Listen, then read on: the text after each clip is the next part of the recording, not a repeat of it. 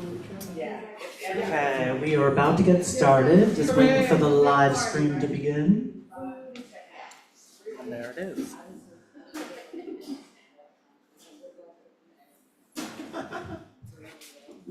Welcome to Tell Movie Stars.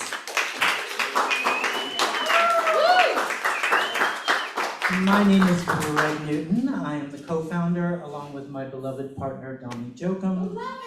Beloved of the Bureau of General Services Queer Division. The Bureau is an independent, all-volunteer queer bookstore that we founded in 2012 and that has been here at the LGBT Community Center since 2014. And Tell began in 2013, so Tell has been with us for most of this wild ride. Yeah. We're alive. So we have a suggested donation of, is it $5? We just suggest that you donate, is what it mainly is. And we're gonna split those donations between the Bureau and the storytellers tonight. So please give graciously. There's change in the bag and there's also a Venmo code on the back if you'd like to give that way. And for those of you watching online, you can give on Venmo at EGSQD. So our regular business hours are Wednesdays through Sundays from 1 to 7 p.m. And then we often stay open later when we have events such as this. And it is June, so we have a lot of events going on right now. Tomorrow, Monday, Wednesday, Thursday, Friday, etc. So check out our calendar, and if you're not already on our email list, you can sign up for that on our website, which is bgsqd.com, or for those of you right here, right now, there's a list in the back that you can sign up for, and you'll get those emails every other Monday. Before we get started, I wanted to read a land acknowledgement. So the Bureau acknowledges that our organization operates on the unceded land of the Munsee Lenape. We encourage you to join the Bureau in signing up to make a monthly donation to the American Indian Community Houses Mannahatta Fund. The Mannahatta Fund, according to its website, is an invitation to all settlers and non-native people who wish to acknowledge the legacy of theft and genocide that comprise the history of New York City and the United States. And you can find out more at mannahattafund.org. The Bureau also recognizes Palestinian liberation as a fundamental part of our collective queer liberation. And we encourage you to take one of our free zines at the back that talks a bit more about why we feel it's important for queer people, especially, to speak out in solidarity with Palestinians. So please take one of those, take one for your friends, and spread the word. And with that, I give you Dre Campbell. Oh! Didn't see that coming. Oh! I was not ready. Oh my goodness. But I really was ready. Are you ready, is the question. Woo! Hi, hi, little online peepees. How many do we have? Do we know? I can look. Hi out there in internet land. I love you. Welcome. Here's my bud. Woo, woo, woo, woo, woo. Welcome.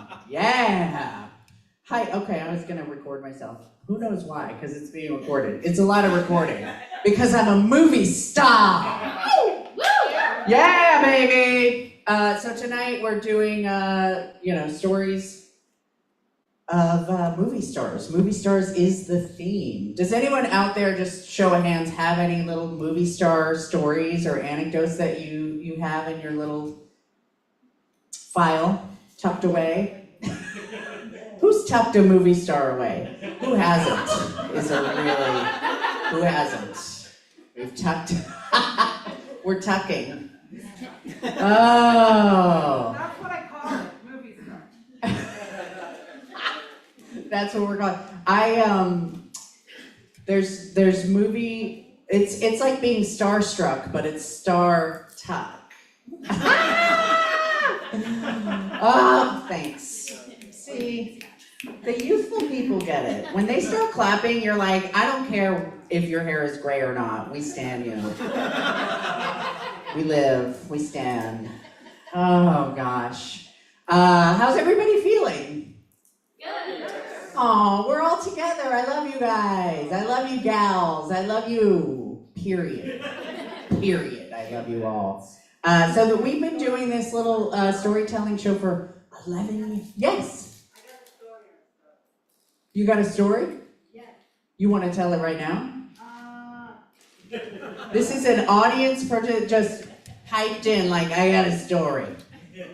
Do you want to tell it right now? Or do you want to maybe throw it in later as a little like what, it's like it's like, oh, we need add a little salt to this stew or a little pepper. I'm white, so I only know about salt and pepper. I don't know about those other spices, I apologize, but I will eat the food that you make me, thank you. Oh God, here we are in this reality. What a timeline we're in, huh? I'm sorry, we're supposed to be avoiding that right now. No. Oh gosh, what was I gonna say? I have a lot of tiny little movie star stories. I actually had an idea for a screenplay that was, the whole screenplay is just me living my life, and it's not a good idea, but you're gonna hear it. You're about to hear what it is. Where basically the narrative is pointed with my celebrity interactions. So that's the whole thing. That's the whole thing. Is anybody buying? No, nobody is. And I get it. But here's one little anecdote with a movie star. So this one was extra special because it's a lesbian. I was, I'm an actor and all that jazz, and I've been in New York for a long time. Very long time. How are you? I've been here a very long time. And I used to get these little gigs. Like, I still get little gigs, but they're slightly better now. But this was a gig where it was like, they hired you as a caterer, but it was kind of an acting gig, but it really did not matter who you were. They just dressed you up, and it was for Billy Ray Cyrus. It was for the comeback of Billy Ray Cyrus. And I think it was before Miley Cyrus was born, or maybe she was just born. That's how long ago it was, honey. You know what I'm saying? It was a long time ago. And we were like in, the Hilton in Times Square, that one with the elevator and all that jazz. So it was like we all had to stand around in a circle and meet Billy Ray Cyrus. And we had to wear little red kerchiefs, like we're flagging, but not for the right reasons. And then Billy Ray came out to meet us like, hey, how you doing? Like, who cared? All I knew about him at that point was he had achy breaky heart. And then this was his comeback from that, which tells you how sad that is. It was like, 20 years later, Billy Ray Cyrus has another song. And we had to wear red kerchiefs and little country outfits. It was like you only got hired if you had the outfit. It was like, do you have a denim shirt and a red kerchief? Okay, it's $18 an hour. Are you available? This is my agent at the time. I got this catering gig in a hotel lobby at Monday at 9. Great. This is showbiz. So, okay. The gig ends. We had to be there so early in the morning. I walk outside. See, you thought this was about Billy Ray Cyrus, but you are about to have your back blown out by what's going on. I don't know, I'm sorry, that didn't make any sense. You're about to have your hair just like blown off by what I'm about to tell you. Someone said, keep going. I'm listening. So I'm in my Billy Ray Cyrus, like I'm tired. I had been up since 6. I'm like, the rag is hanging around my neck, like, oh boy, I'm a showbiz queen now.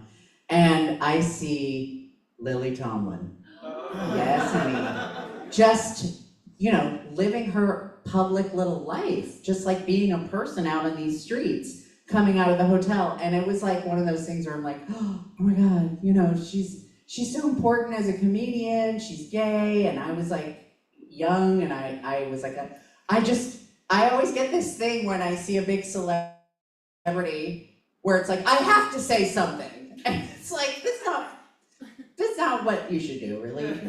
It's really not for them. You're not making their life any better. It's really an experience for you, right? So, but I did it. I was like, listen. But sometimes maybe, Lily Tomlin might like to hear from a gay person, a young gay. Be like, you see? Like she goes upstairs to Jane Fonda and she's like, you see, we are making a difference, Jane.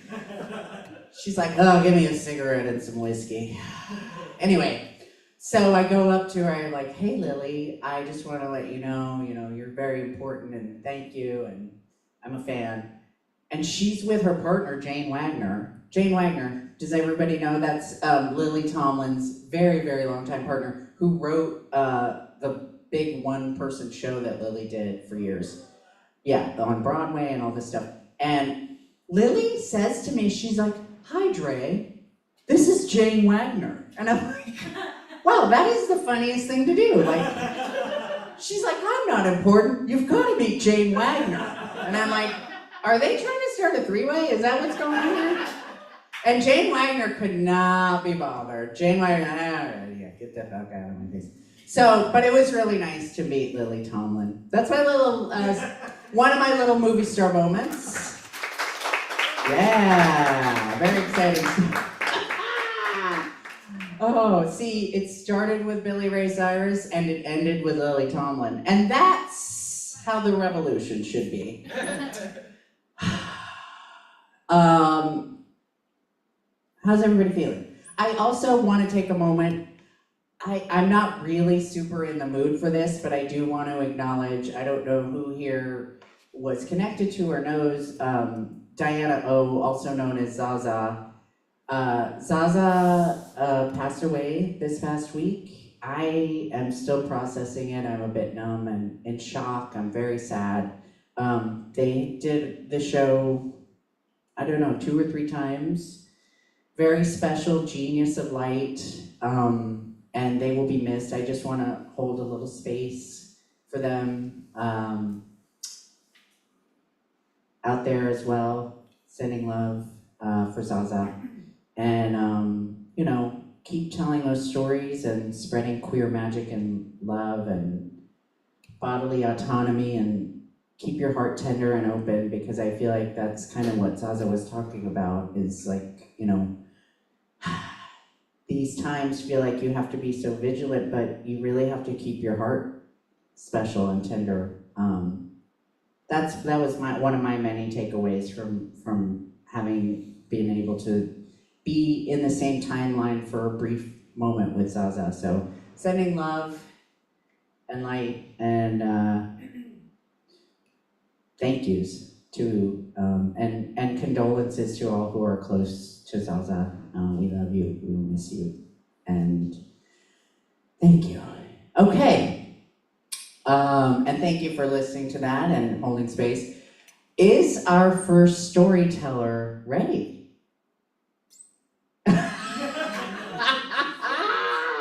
I'm gonna read a little bit about them. I just want you to know, I actually kind of met our first storyteller in a movie star kind of way. Like, it felt like such a glamorous moment. We met on a film shoot in Fire Island. It was like we were making an art music video, and Penny Arcade was the star and Peaches did the music. It hasn't come out yet, and it's all like older queers. A lot of nudity, a lot of sex. You'll see. And that's where we met. So it's very exciting. And I felt like a movie star getting to be involved in it. And let me just tell you a little tiny bit about them. I have your little bio here. I swear I do. Where are you? Where is Amelia? I'm in there. How come I can't see it on here? Just hold on a moment, everybody. Caroline, oh, there it is. Woo, getting older, getting bolder, shaking the hips. Slapping the lips. Anyway, a born Michigander, Emilio Garcia has spent the last 4 years pursuing the arts in New York City. You know what? Give it up just for that. Yeah. Seriously. With a fresh degree from the American Academy of Dramatic Arts, a proclivity for poetry, and a love for history, Emilio is thrilled to find himself where he is today. Please, everybody, give it up for Emilio Garcia.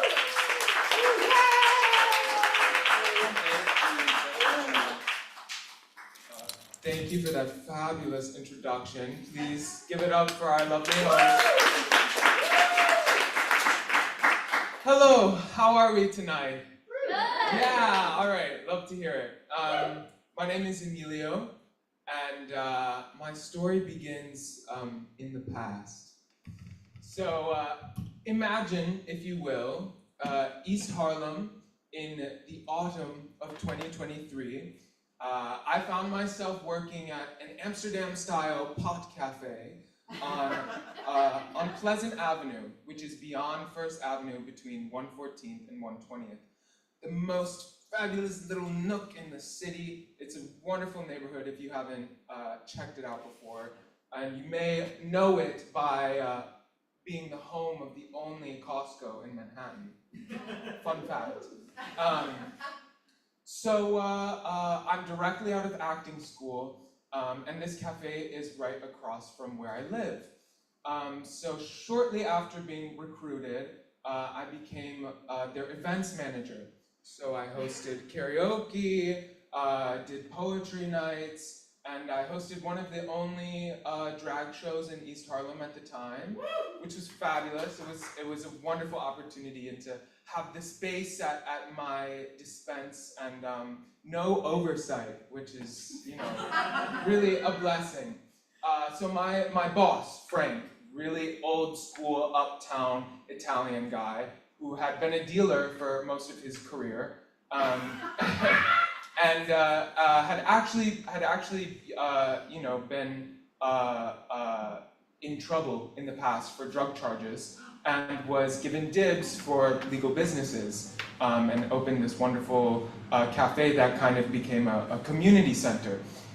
So one fateful afternoon, Frank emerges from the basement, and he's always making proposals, right? So he comes around the counter, he goes, "Emilio, you're an actor, aren't you?" I'm like, yes, Frank, I am. He goes, "I want you to do a show here. I want you to bring Broadway to East Harlem." And I said, "Frank, you want me to do a show in here?" He goes, "That's exactly what I want." I said, "Say less, Frank, say less, say less. I've been waiting for this opportunity." You know, kind of edging on it, hinting at it. And this was all the permission I needed. So, of course, as you do, we set the show dates first, and then we started writing the show. My lovely, wonderful collaborator, Josie, is here tonight. Josie and myself wrote this beautiful script along with the contributions of our cast, and it's called Miss Universe, about extraterrestrials and cryptids and gay people and all of these mistaken identities and conflicting destinies, and it was a really, really beautiful experience to, you know, right out of school form this theater company and be doing shows. It was one afternoon, close to when we were about to open, and we were deep in rehearsal. Our rehearsals began an hour before the space closed, so there were some customers in and out while we were starting up. And we're in the middle of a read, and as we're, you know, knee deep in the text, the door flies open, and in struts an enigma of a woman, dripping in fur. She's got her big Russian hat and these beautiful heart sunglasses, and she bursts in and she goes, "What's happening in here? I could smell the magic from a mile away. What's going on in here?" And I look at her, and I look at my cast, and I look at her, and I look at my cast, and I say, let's take 5, you guys. I need to figure out what's happening here. So she's got the front door open inward, and on the outside of the door was my flyer for the show. She's like, who made this flyer? I need to speak to the person who made this flyer. I'm like, hello? I made the flyer. She goes, I've come from Suffolk to meet you. I'm your punk rock fairy godmother.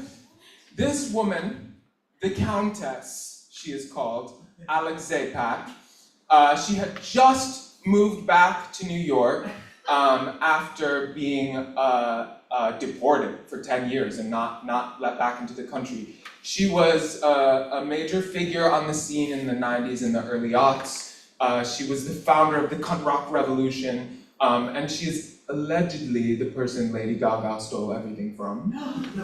Allegedly. So I was immediately locked into this woman. She's breaking down every reference in this photo. She just totally gets it. And it's one of those magnetic attractions like, I don't care how crazy this person is, I need to be involved with you. So she keys me in on a project that she's working on called The God of New York, which at the time was based on the life of Anthony Hayden Guest, and is a writer, a cartoonist, and a Studio 54 legend. So she totally ropes me in, and we're creating storyboards, and she invites me and my theater company to join in on this guerrilla-style video shoot at the Copacabana during Anthony Hayden Guest's birthday party. So I rally the troops, and me and the girls get in our leather and latex, and we're all pumped up for this opportunity that we really don't know what to expect from it, but we're here. And I wound up wearing like a faux latex fish gimp suit with fused legs, rolling around the dance floor in a wheelie office chair, like just completely dreams coming true in the moment. She would provide me with these very spontaneous invitations to things, and I would, of course, drop everything I'm doing and join her. So one night, we had actually just finished doing a short film shoot at our house that revolved around a dead fish. I get a text from the Countess, and she texts me saying, would you like to see Penny Arcade? And I was like, would I like to see Penny Arcade? Would I like to see Penny Arcade? Cancel my plans, put my coat on. This is February now. I go meet her at Baker's Falls, the old Pyramid Club. And Penny I of course knew of her, but had never seen her live. She was performing at the Knitting Factory at Baker's Falls. So the Countess is, everything but dragging me there. Penny Arcade is my best friend. She's the reason I've come to New York, and this is a very grand woman, So I'm like, okay, she's your best friend, right? So we go there. Penny's on stage just like a total vision. She opens by singing No Mona Lisa, which, if you know, is a beast of a piece. No Mona Lisa. I am Magnum Mouth, Honey Snatch, my flavor changes constantly. No Mona Lisa. I am floating, just completely, like, the energy is when you feel that feeling in an audience, it was that, And she did a couple of precision mimicry acts that she had gained notoriety for in the 80s and hadn't done since. So it was just a really special moment. And I am just like mind freshly blown. And she's on stage and she goes, "One of my greatest friends of all time is here in the audience tonight, the Countess, Alex Zapak, who Lady Gaga stole everything from." And I'm like, wait, so you guys are actually friends? Like you weren't kidding. And afterwards, Penny comes off stage, and the Countess is of course like pushing me, and I'm like, "I really loved you up there. You were really great. Thanks so much for your work." And she's like, real cool, you know, "Yeah, thanks for coming. So nice to meet you guys. So, you guys are walking me home, right?" And we're like, yeah. And we wind up, you know, finding our way out with Penny. I'm carrying her backpack. She's like, "You know, I need groceries. Why don't we stop over here on the corner?" So suddenly, you know, I'm in Key Foods with the Countess and Penny Arcade, and I'm standing there watching them talk about vinegar, and you know, trying to like take little photos on my phone, like I have to document this somehow. And which I do have a video of them going back and forth about how they've never seen white balsamic vinegar before. And so we wind up, of course, after getting groceries. Baby Penny is a little hungry, so we wind up at Remedy Diner. At this point, it's 2:10 in the morning. We're sharing melon balls from an ice cream sundae glass, and you know, like singing to each other, and like, you know, just complete like blossoming of a relationship. And the Countess gets up and uses the restroom, and Penny leans over the table and she goes, "You know, it's gonna be the Countess's birthday." I'm like, "Yeah, it's gonna be on Friday. What are we gonna do?" And Penny's like, I think I'm gonna host. We'll put together a list of people, and just come to my house on Friday." And we exchange phone numbers, and Friday night I arrive to the Penny Arcade's fabulous artist loft. I am like pinching myself, you know.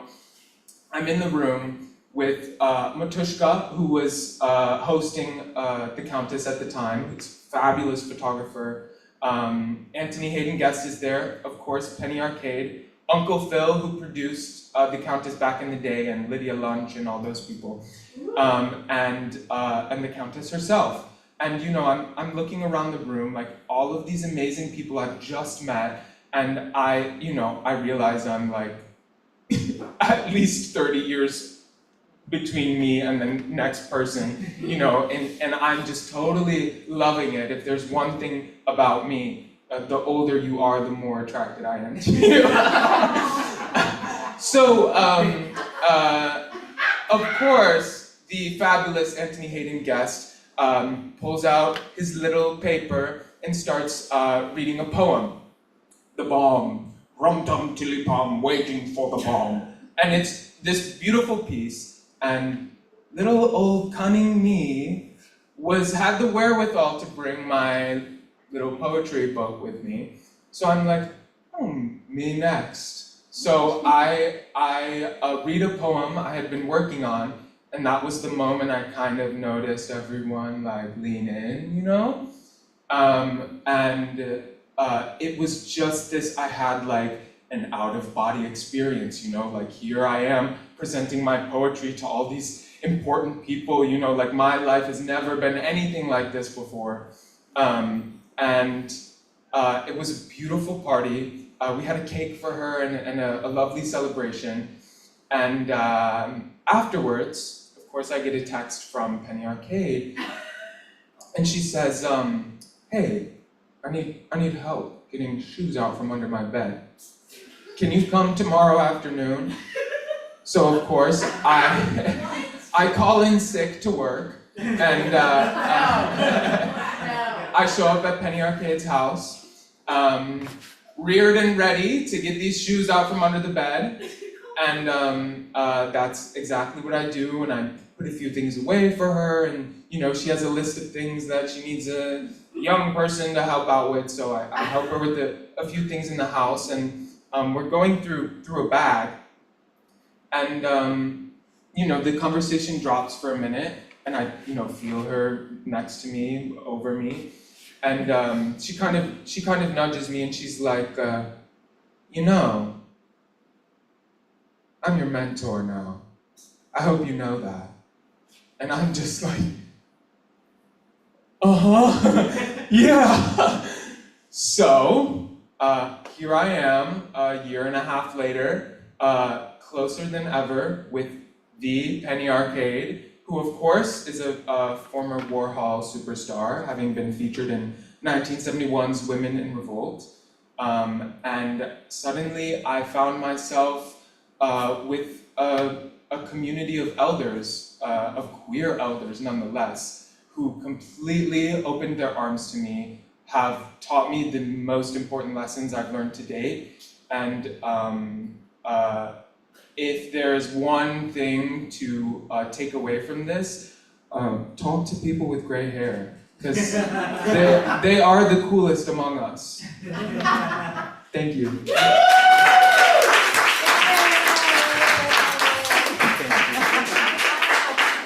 I could not agree more. Give it up for Marcia! That was beautiful, beautifully told.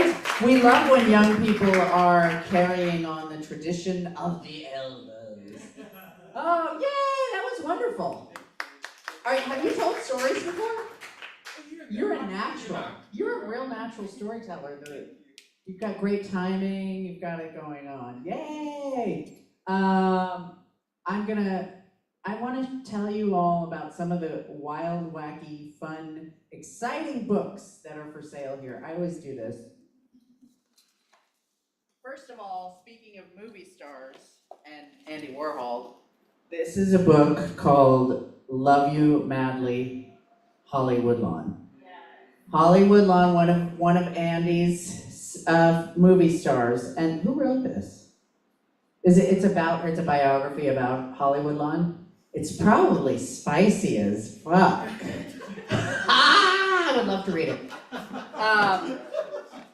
This I'm excited about, by Bob the Drag Queen, because I love Bob the Drag Queen. This is Harriet Tubman live in concert. Just an amazing title.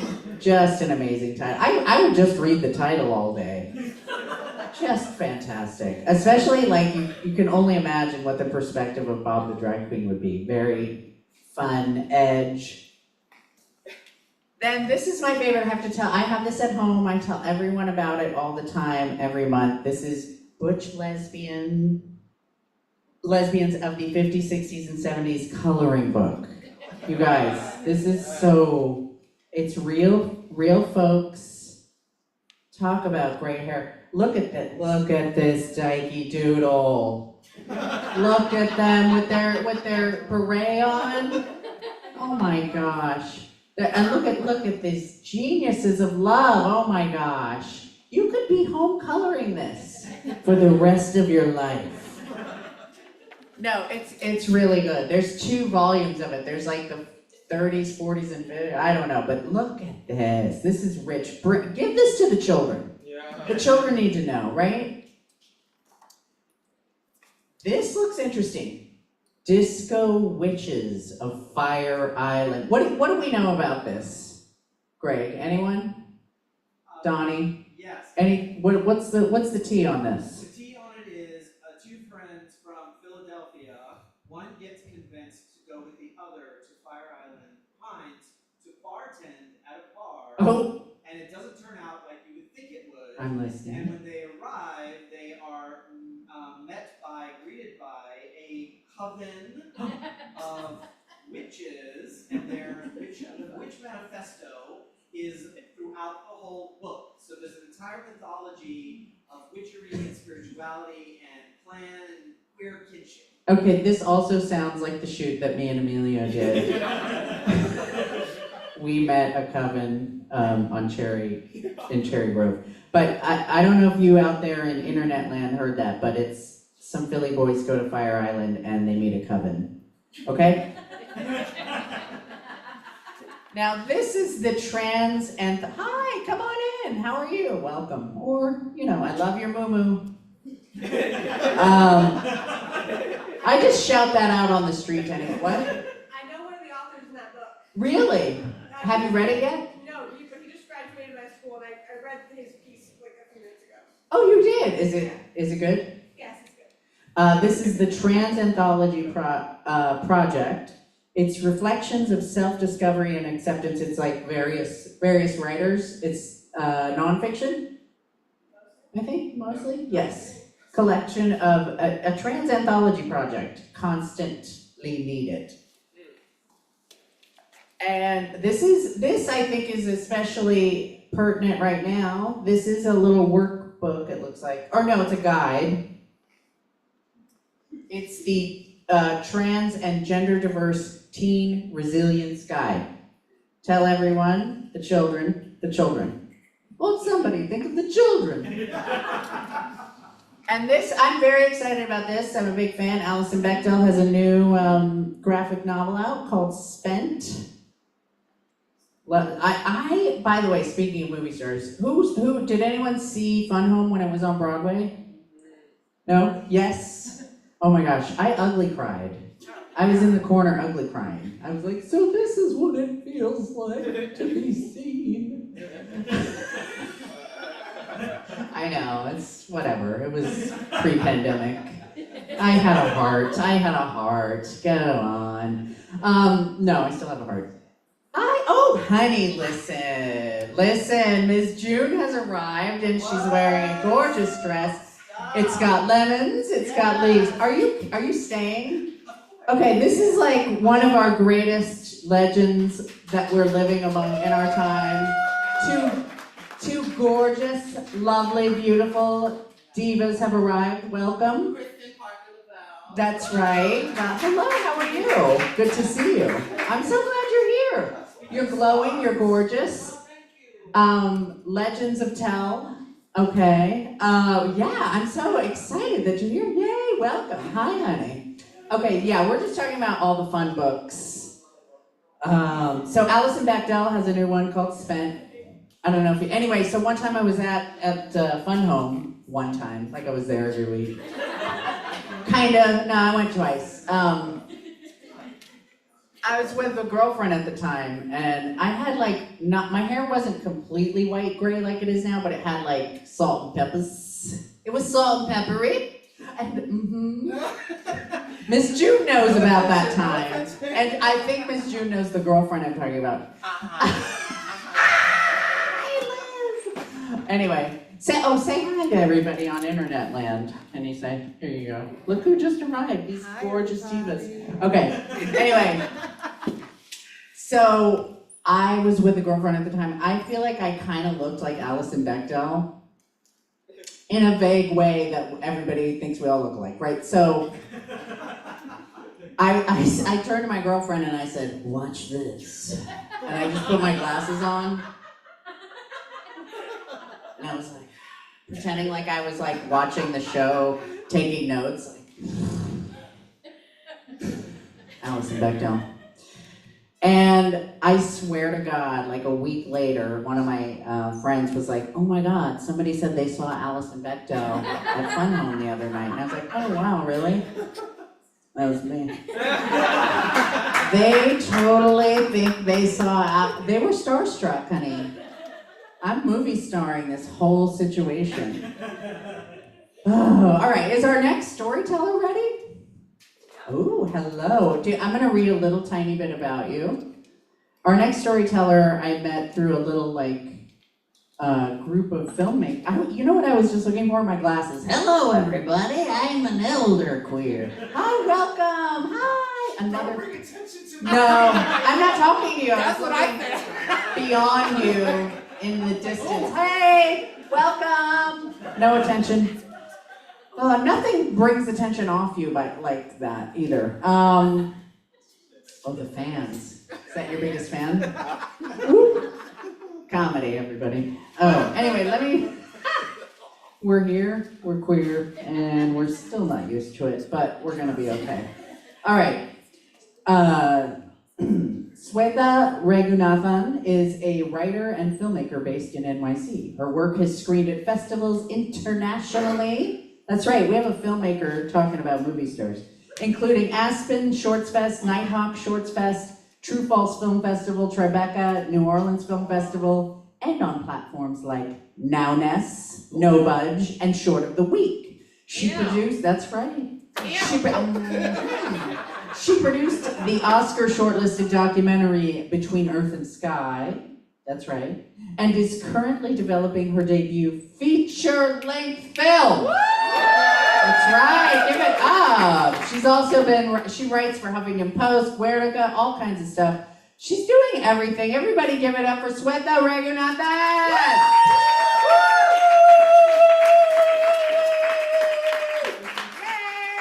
Thank you. Oh my god, that was like way too much. Okay. So this is going to be very different because I think my therapist is like going on vacation, and this is like a good opportunity for me to work some stuff out. And I'm gonna look on my phone because I can like veer off track very quickly. Yes, I do, and you know it.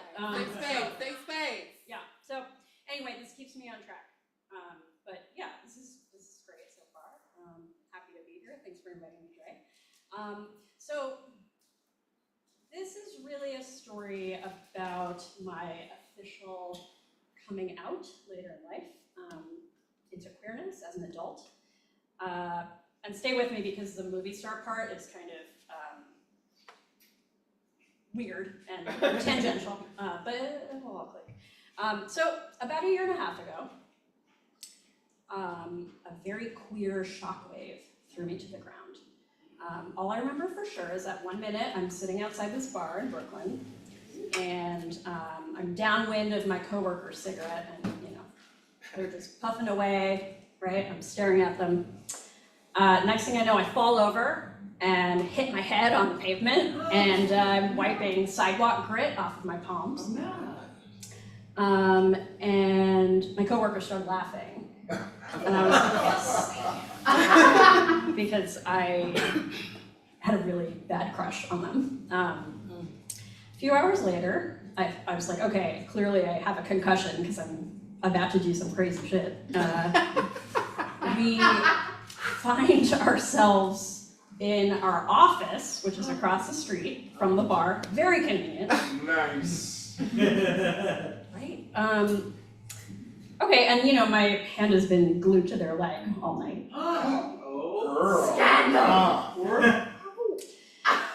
Ginger will do that. So, okay, it's about to be 2 a.m.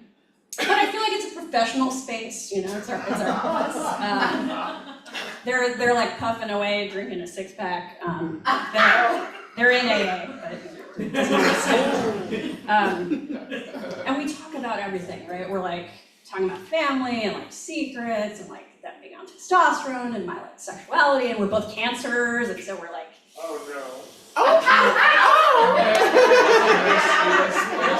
and so before that, we've already like after like 2 conversations said we're going to be best friends forever, Drama. Yeah. So every passing glance feels so precious to me, like the spell might break at any moment, and I'm like, what is happening to me? Okay, and I'm going to get a little emotional here. So in this memory of that night, which was about a year and a half ago, I feel curved by this coworker into a little spoon because yes, we ended up cuddling on the couch in the office. In the office. All right. It's very, it's innocuous, it's sweet, it feels rapturous. There's something very intoxicating about being held by this person who contains genderless multitudes. And for me, it really like catalyzed something, and it made me want to take control over my own body and my own life in a really radical way. And I feel like I'm starting to grow this new skin that that had been buried for a very long time. And I desperately want to start using this new skin. And it hits me so fast and like chemically. And it made me do the unthinkable, which is go on dating apps. Now, I wanna say something. This is all maybe mundane, okay? This is like a Tuesday for most people, but like, I've been married for 11 years. Oh. So, I can't believe I'm talking about this with all of you, but anyway. Okay. All right, so fast forward to last summer. Okay, and I'm sitting with one of my best friends, right? And we're sharing stories about dating apps, and she's been on apps forever. I show her like all these people I have crushes on the apps, off the apps, just every fucking person I see, right? And my friend pauses, and she says, she starts laughing. She's like, "Oh, no wonder you like all of these people who look exactly alike. You watched 90210 too much as a kid." Which one? Sure. Right. Okay, so let me back up and explain. I am many things, as Dre said. I'm a filmmaker, I'm a writer, I'm a Cancer sun, Sag moon and rising. Woo! Thank you. Sun's rising. I'm a leftist, I'm all kinds of things. But I'm also a huge Beverly Hills 90210 stan. I'm saying stan. And if you haven't seen the original series, which ran from 1990 to 2000, don't watch it. It's not good. But I actually first met Luke Perry, who's the focus of this story. What? No, sorry, I didn't finish the sentence. I met him when I was 7, while sitting on a stained carpet in my friend's apartment, watching him on TV, okay? Not in real life. We lived in Queens at the time, and I was friends with this girl named Jenna, who lived a few stories up, with her single mother, and her mother was very like, what's the character's name from Married with Children? Peg. Peg, is that the mother. The mother, Yeah. yeah, like always wearing kind of like some tacky lingerie type thing. Okay, so well, we were watching I love TV, that for her. and Buffy the Vampire Slayer came on, the movie. Not the show, the movie. So, Dramatic. yeah, exactly. And Luke Perry's in it, right? So I was like, oh, I've seen this guy, because I was like 7 when this happened, right? I'm like, I've seen this guy on like lunch boxes and t-shirts and stuff. And I'm really aging myself here, but I feel like I'm generally okay, except for, Okay. but like, Stay safe. yeah. Woo! Stay safe. So then, a few years later, I started watching 90210 as a tween.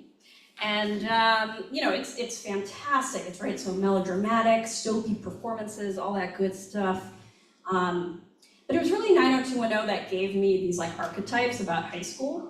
You know, the jock guy, the band guy, the hot girl, the other hot girl, the other hot girl, the black sidekick friend, 1995. Yeah. So, okay. There were a few over the years. Really? Yeah. Right, we don't even remember. We're not So then, okay, here I am with my friend in 2024 or whatever. Okay, and I'm like, what do you mean? You know, because she brought this up. And I'm like, no, these are like butches and trans mass people and non-binary people. They're not, like, no. I look closer, okay.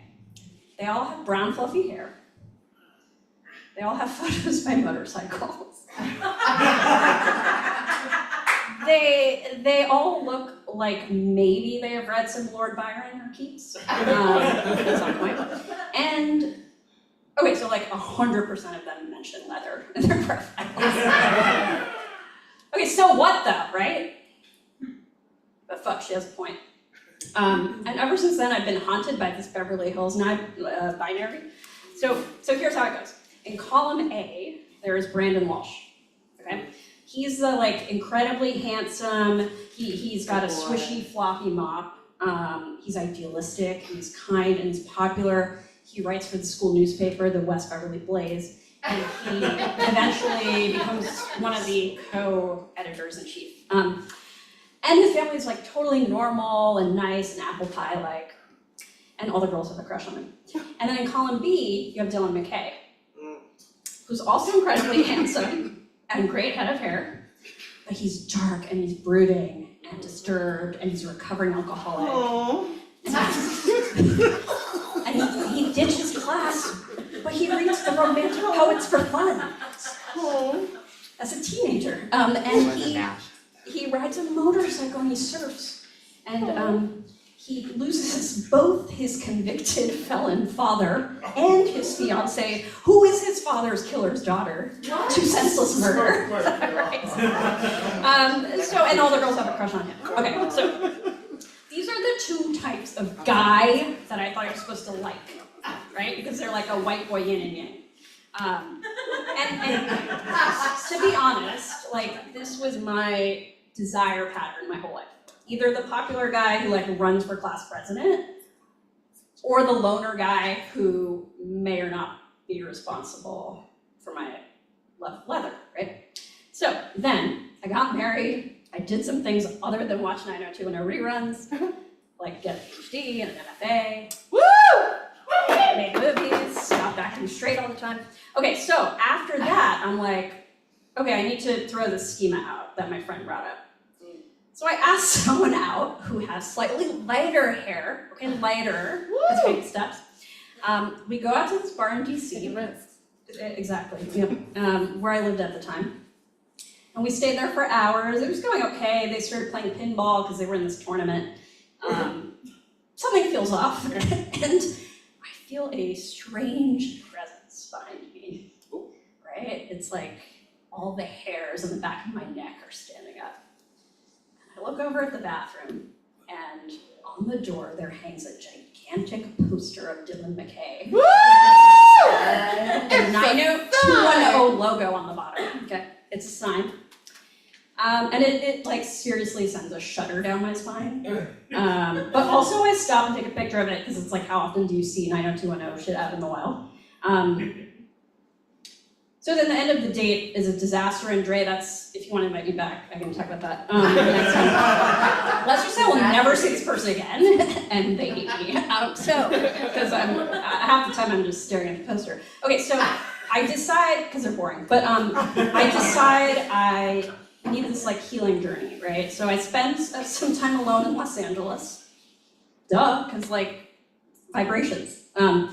And I go to underground art shows, and I go to this like cool Al-Anon meeting for queer folks, and I stay in the home of a sound healer / shaman who has a giant gong in her living room.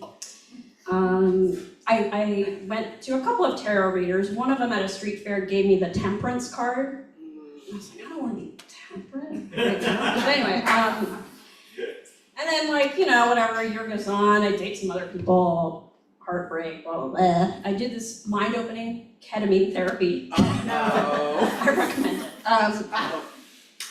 It feels like, okay, after a while, I'm like starting to wear this whole lifestyle a little bit more comfortably. And I'm still processing, you know, how much work I need to do, and like, you know, how much I need to unpack when it comes to like this type of thing that I look for, right?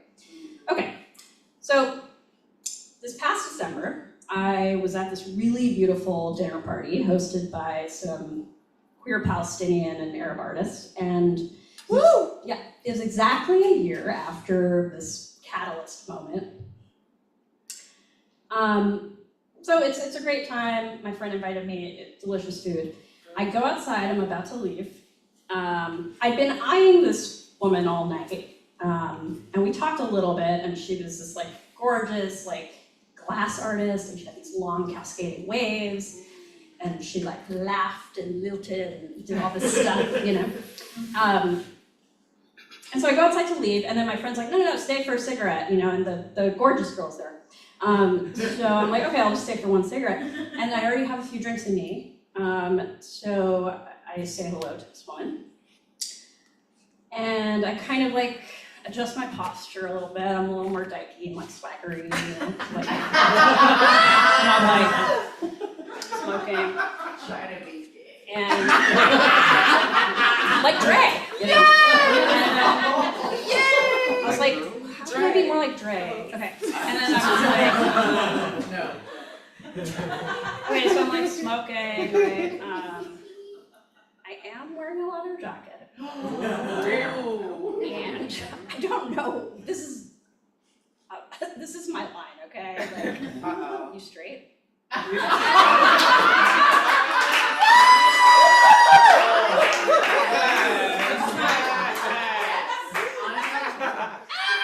And then she starts playing with her hair, right? And she like kind of laughs and like shakes her head no, right? And then What? That's. and then Yes! I'm like playing this part, right? So I'm like, all right. And then I just like put out my cigarette and I walk away. Woo! Yes! I say goodnight, not because I'm polite, and I walk away. I swagger away. And Make them want more! so I'm already wearing the leather jacket and I'm about to get on my motorized bike. It is a city bike, e-bike, but nonetheless. And I thought, okay, it never occurred to me that all this time, like, on some deep down queer level, like, I thought I wanted Dylan McKay. Yes! Maybe I wanted to be Dylan McKay. My child!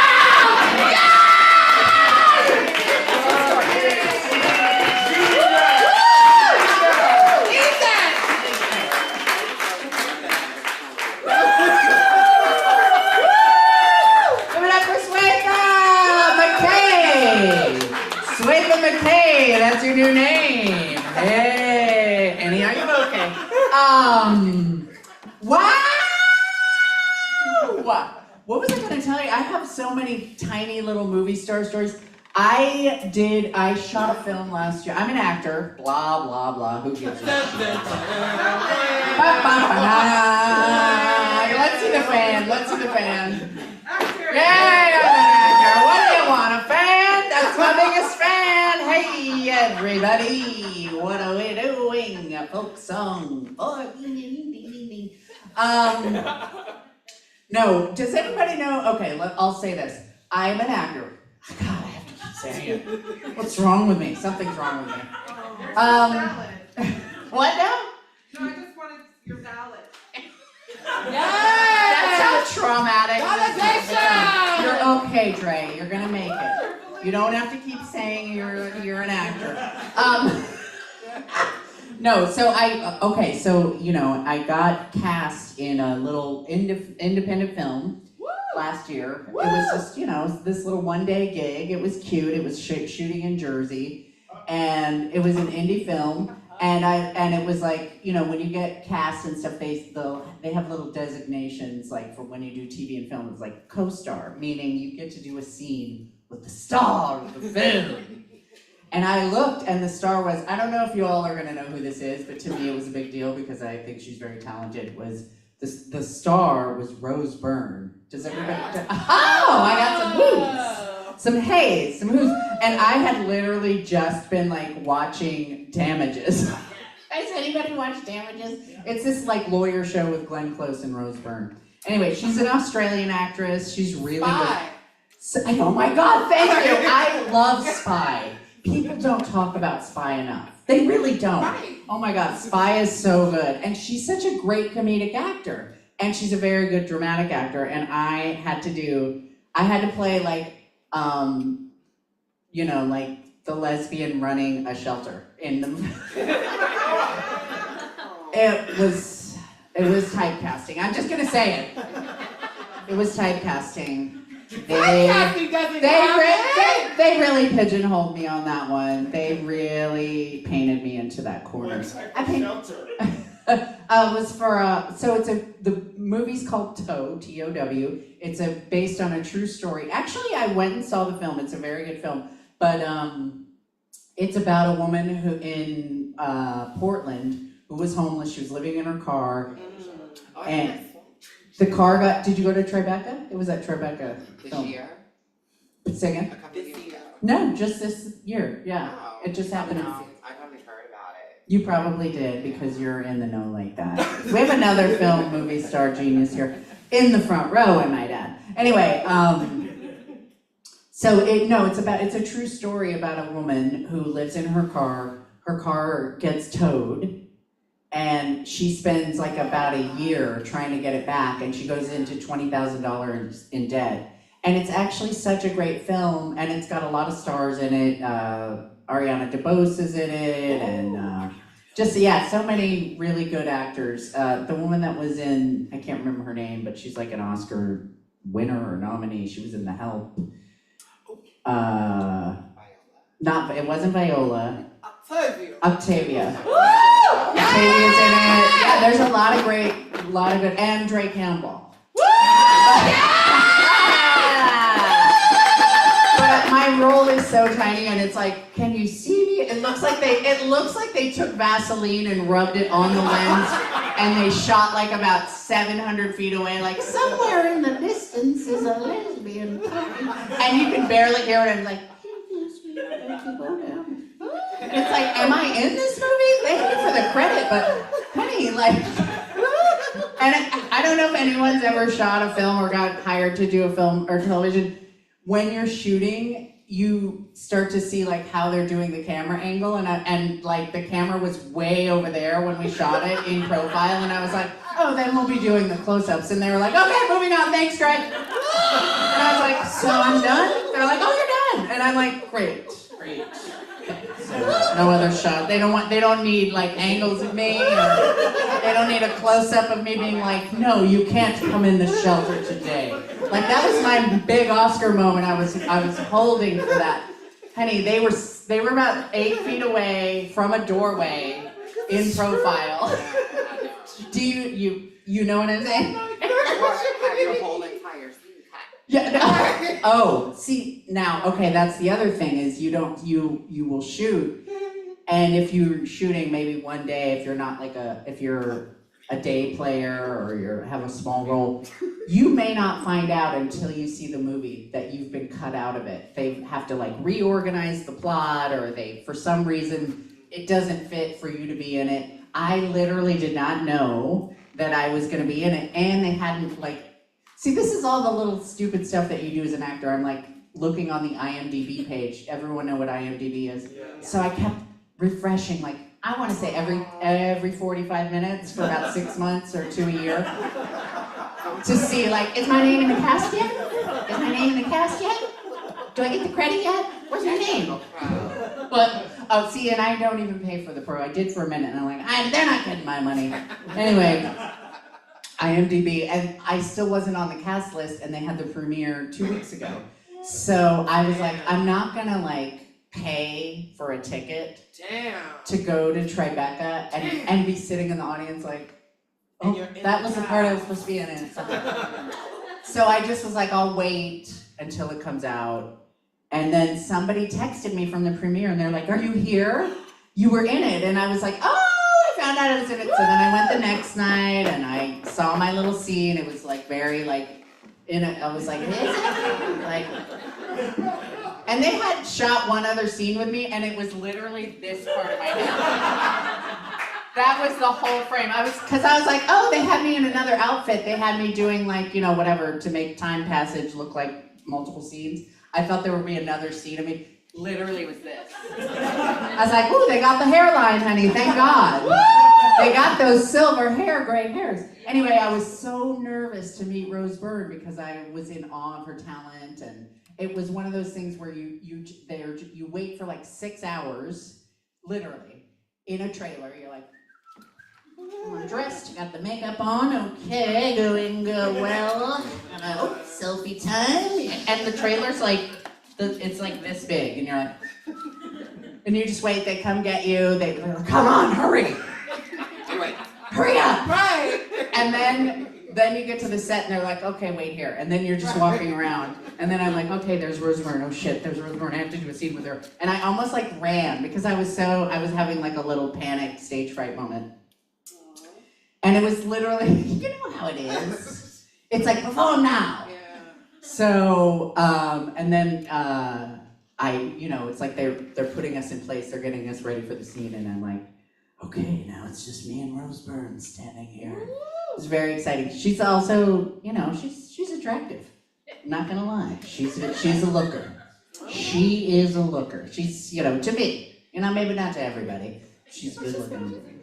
She's pretty. She's quite pretty. And I think she's a very good actor. A lot of subtle work. So she was very tired, and she was like, "How are you doing?" to me, and I was like, "I'm great. How are you doing? I'm good. How's it going? Everything okay?" She's like, "Oh yeah, I'm just." And she's like, I said, "Have you been waiting long?" She's like, I'd like to just keep working. I don't like to wait around. So, then we did our scene, and the scene was like, she comes into a shelter, and I say, like, "We're full up. No, I can't let you in." She's like, "Please." And I'm like, "No, but you know what? There's another shelter, but you better hurry." And that's how she ends up at this special place. And anyway, so I went to see it, and then I saw the director afterwards, and I was like, "Oh, I wasn't sure, if I was gonna be in it," so I wasn't. And she was like, "Oh, Trey, it was so important. She never would have gotten to that shelter without you." I was like, "Okay, yeah, you're nice. Thank you." Anyway, that was one of my little movie star moments. We have another storyteller coming up. Is everybody ready? One of my all-time faves.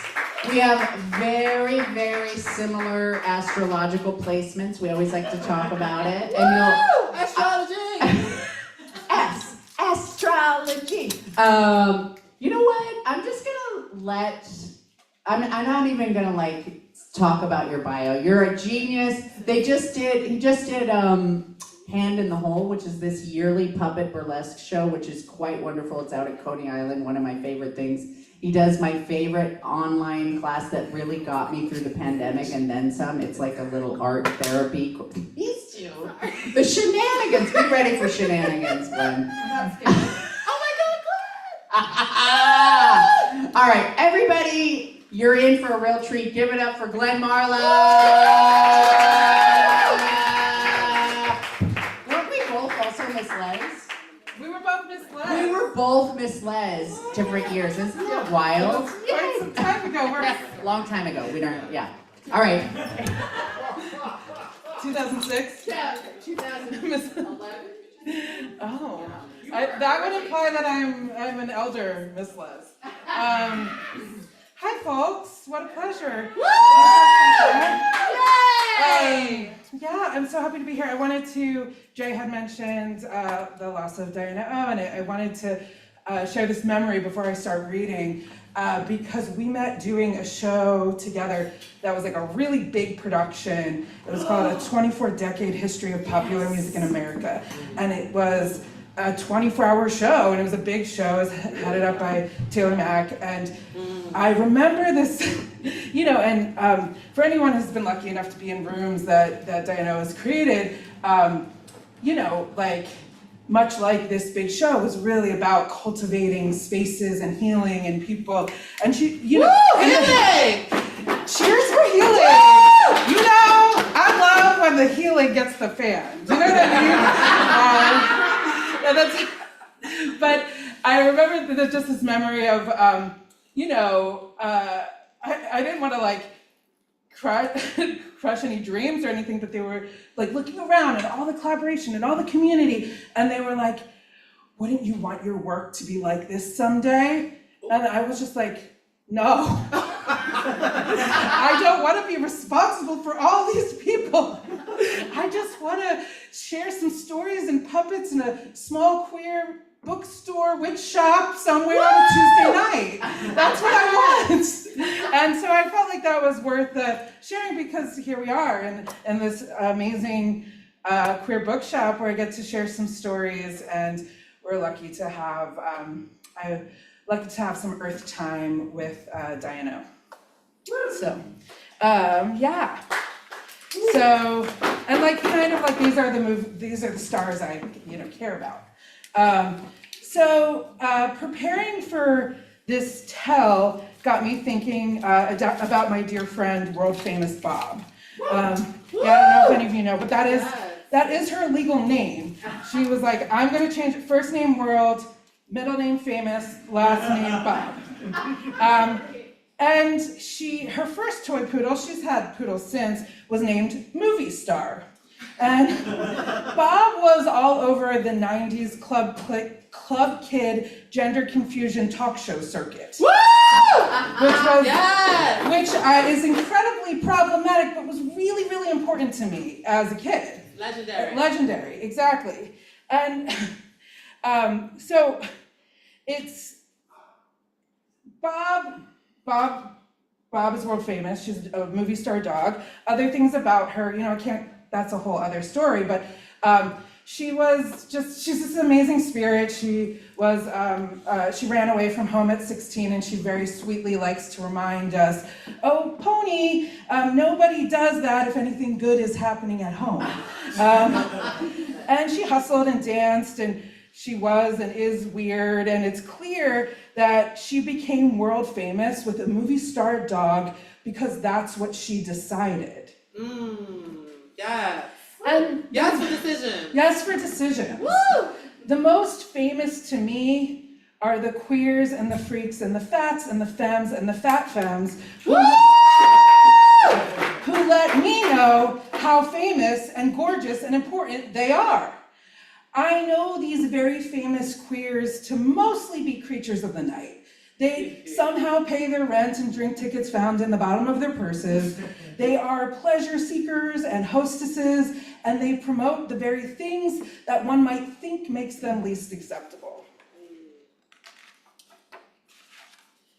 You might think they are badass and don't give a fuck. But in knowing these stars, it seems part of the challenge is that they are badass and they give so many fucks. What's most magical about this particular type of queer person is that in the face of a world that violently tells them otherwise, these queers of the night decide in this incredibly unwavering way that they are the most beautiful, the most glamorous, that they are an artistic genius with innovative style, that they are an icon, that they are legend. And I love this truth, and I love to believe, and it makes me feel like I could do it too. I could decide. I mean, maybe we all could. So when I think about it, this decision, these truths, when I think about it, my posture kind of gets straight, and my shoulders go back, and then I feel like I'm conjuring some kind of magic energy that builds and swirls around my chest.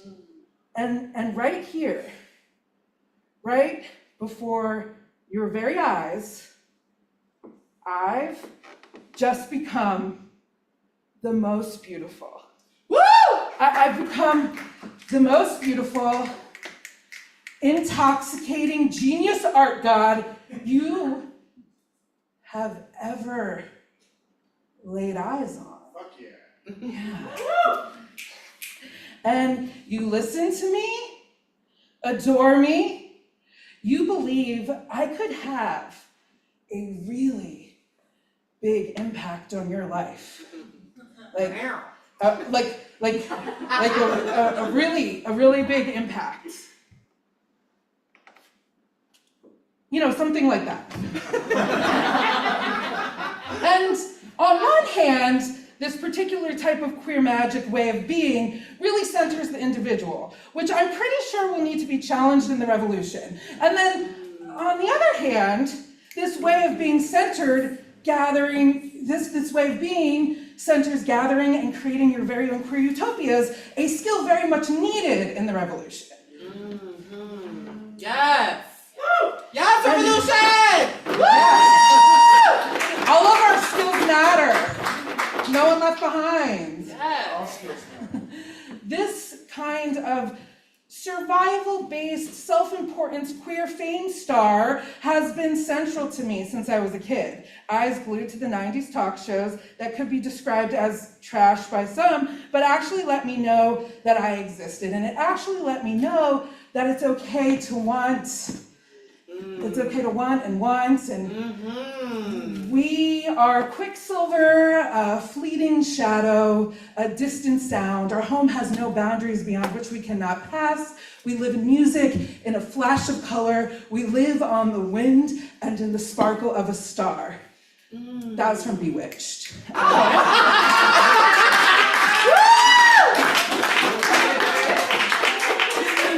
Let's hear for Endora.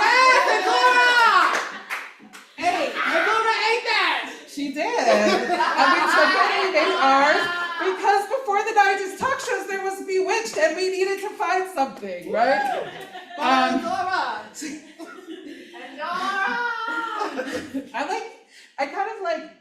Folks on there, that I like kind of that in the background, you just hear people being like, Endora!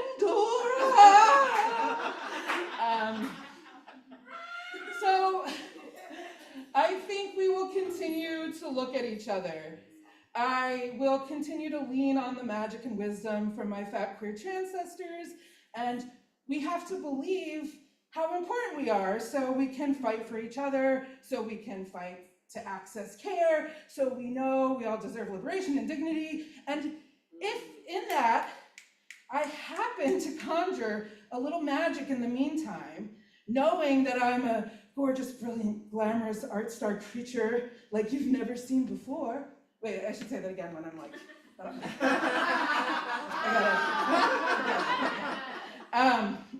yeah, because I really wanted to sell and like conjure the magic again to get my shoulders back, right?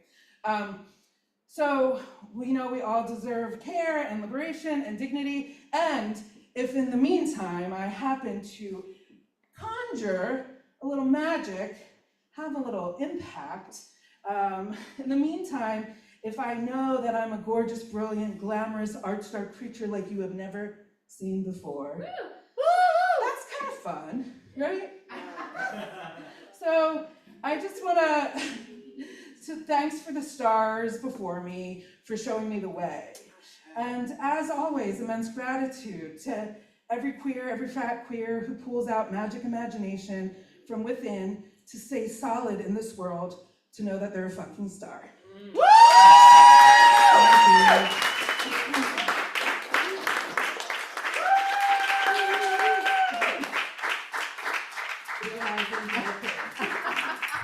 Oh, you are a superstar! Glenn Marla!